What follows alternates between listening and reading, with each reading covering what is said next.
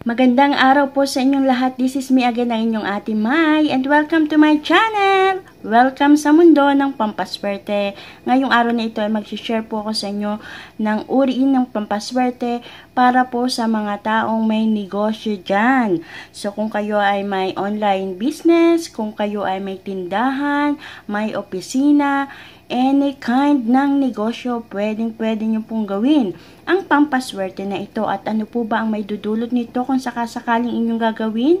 Ito po ay kung paano po tayo makaka-attract ng customer sa simpleng spell na ito upang maakit natin ang mga customer na yan.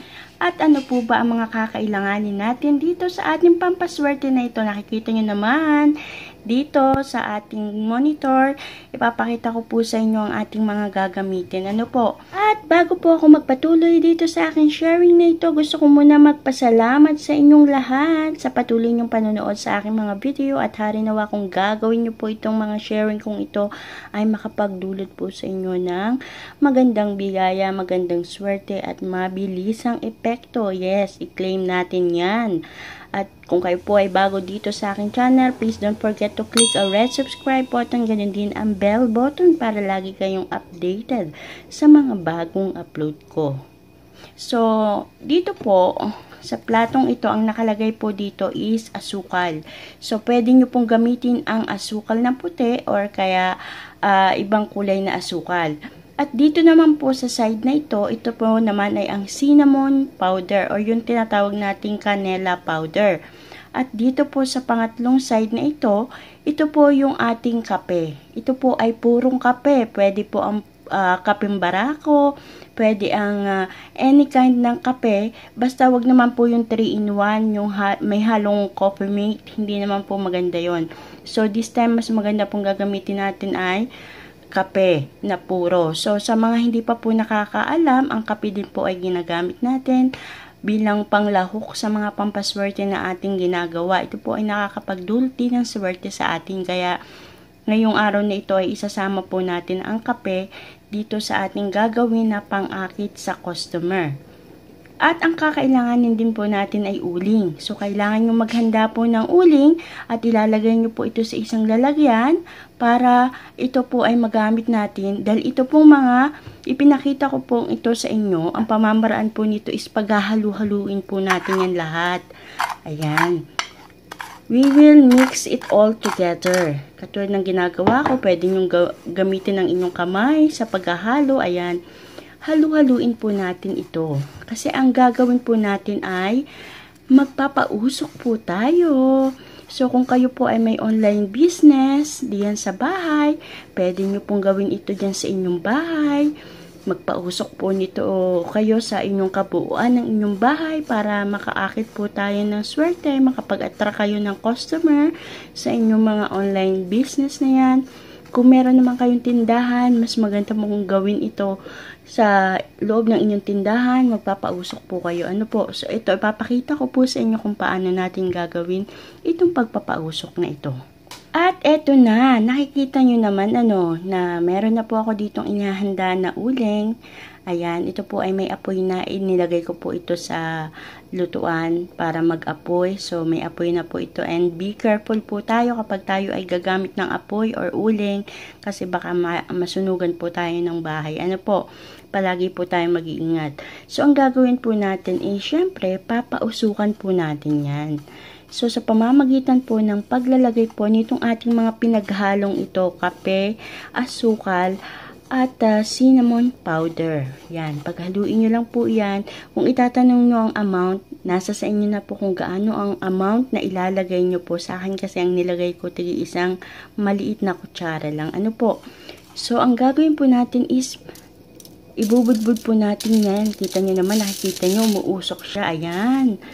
Ayan, pausukan natin. Yan, pinapausukan ko kayo para naman maka-attract tayo ng maraming subscribers. Ayan, more subscribers to come.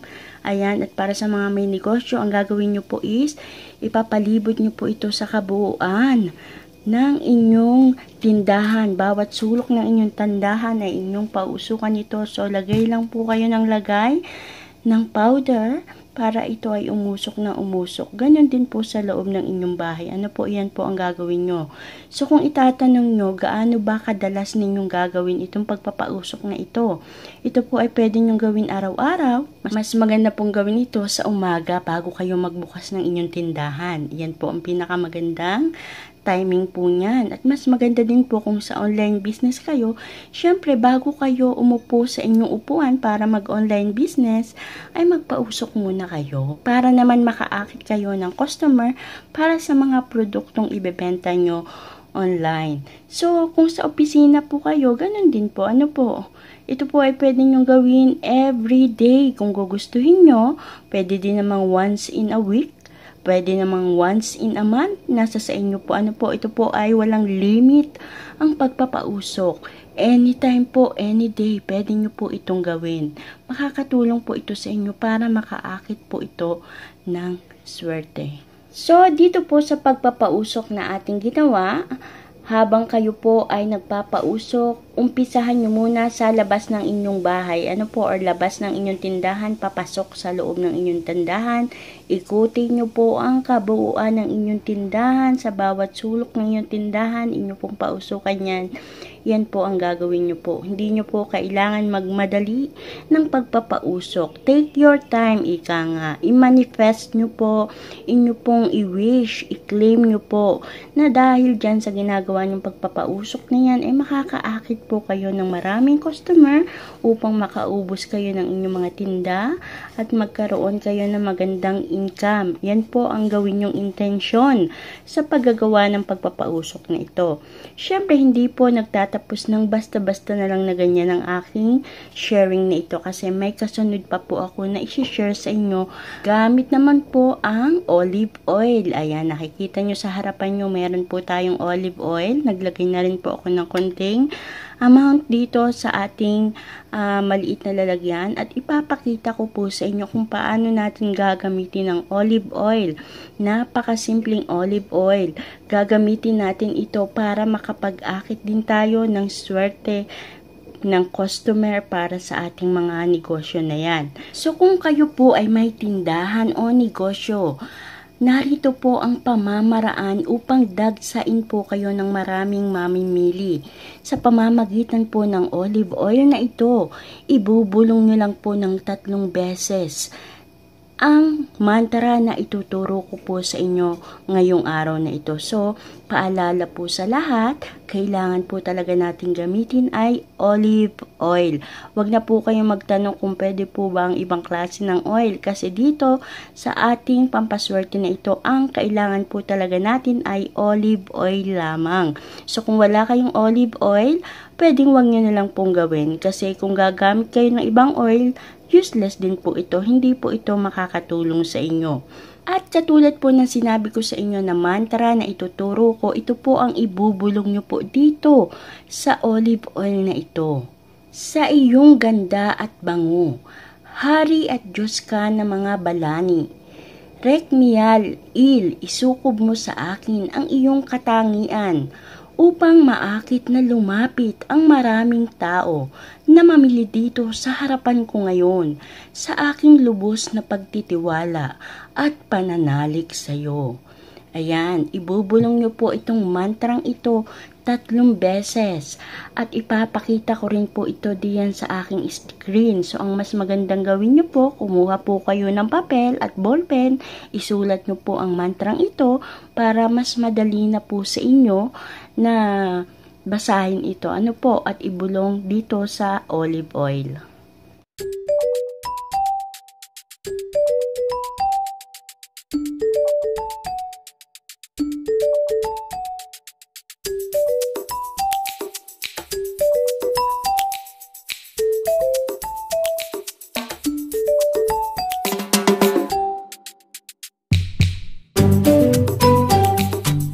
So, ngayon, na naibulong nyo na po dito sa ating olive oil. Ang mantra na itinuro ko sa inyo, 3 beses po natin yung ibubulong ha. Kailangan po naman habang tayo ay bumubulong dito sa olive oil ng mantra na itinuro ko sa inyo, kailangan naman may energy po tayo. Ano po yung focus na focus tayo.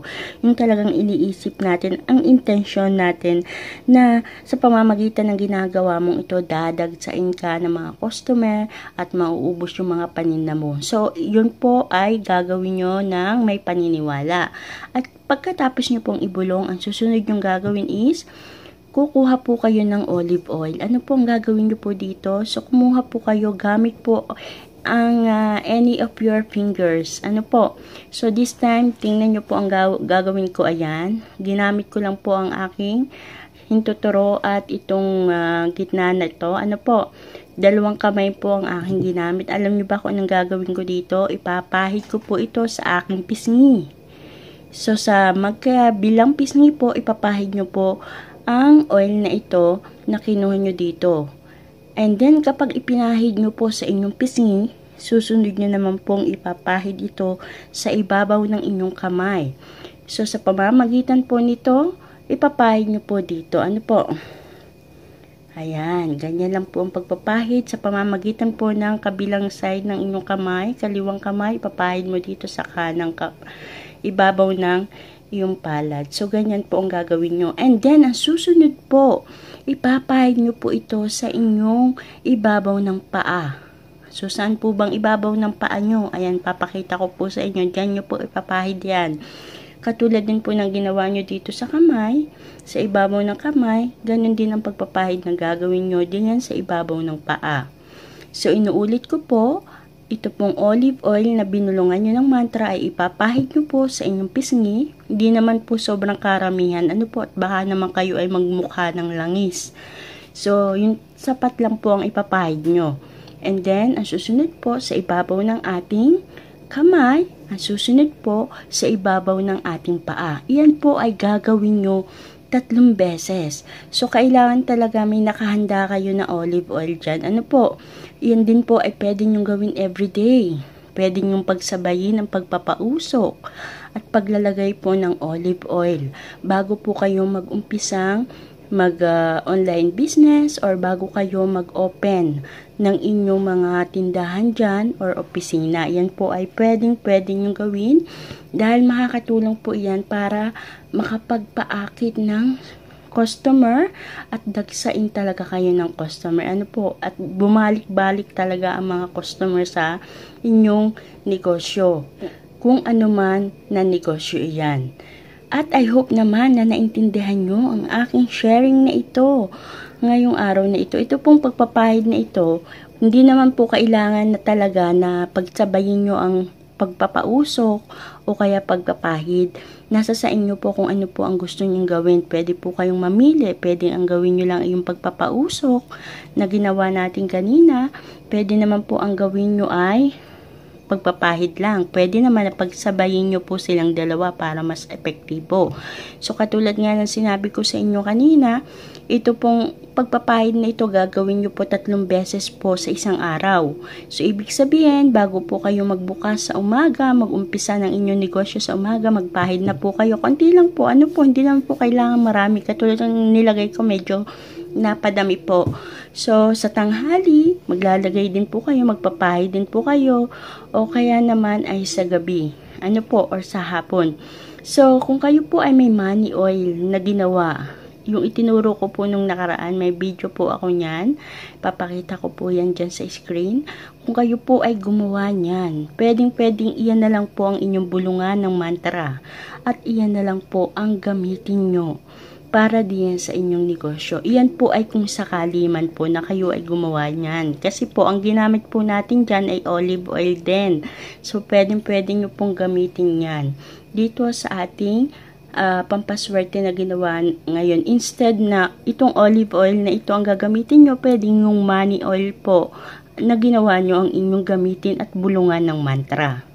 So, inuulit ko po itong aking itinuro ngayon, itong 2 uri ng pampaswerte sa negosyo na itinuro ko ngayon ay pwede nyong gawin everyday, pwede nyong gawin once in a week, pwede nyo pong gawin once in a month. Depende po sa inyo kung gaano kalimit nyo ito gagawin. Ano po, kung napifeel nyo na gusto nyo gawin, gawin nyo po. Huwag po kayong mag-alinlangan, huwag kayong magdalawang isip, gawin nyo agad. Kasi alam nyo ba kung bakit napifeel nyo yan? Ipinaparamdam sa inyo ng universe na hello, gawin mo yan para makatulong yan sa iyong negosyo, gawin mo ang pampaswerteng yan. Yan po ang dapat nyong sundin. Huwag po kayong gagawa ng mga ganitong klase ng pampaswerte na kayo po ay masama ang loob, nasa bad mood, o kaya ay wala sa wisyo. Huwag nyo pong gagawin yan kasi hindi po e-epekto ang anumang pampaswerte na gagawin nyo kapag hindi po bukal sa kalooban nyo yung paggagawa. May nararamdaman kayong negatibo dyan sa sarili nyo. So, dito ko na po tatapusin ang aking sharing na ito. At bago po ako magtapos, ay magsha-shoutout po muna ako para sa ating mga butihing kaibigan dyan. Sinashoutout ko po si Elmer, Suwiko, Angelita, Galang, Genius, Roque, Yasi, Marites Espirito, ng Ramon Isabela. Ayan, taga Isabela po siya. Si Marites Espirito. Hello sa iyo, sis Marites. Mina Abbas, Marites Onay, Julie Lapso. Hello, sis. Si Danny Angkaw, Tess Angana, at ang kahuli-hulihan po ay si Elizabeth Sabuco. So, I hope naman nagustuhan nyo ang aking sharing ngayong araw nito. If nagustuhan nyo pa, please naman, don't forget to give me a like. Ayan, and I hope magkita-kita po tayo hanggang sa mga susunod kong video. Mag-iingat po ang lahat. God bless everyone. Bye-bye po.